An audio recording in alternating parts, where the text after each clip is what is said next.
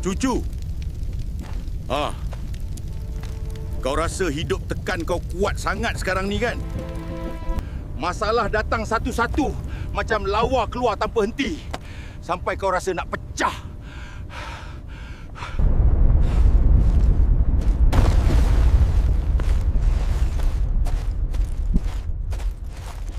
Tekanan hidup ni bukan nak hancurkan kau, cucu.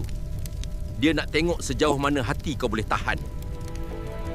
Bila dunia jadi panas, jangan ikut terbakar sekali. Belajar tenangkan diri.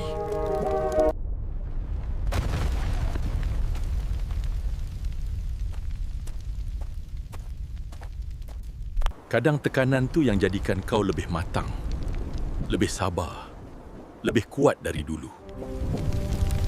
Jangan takut dengan tekanan hidup, cucu.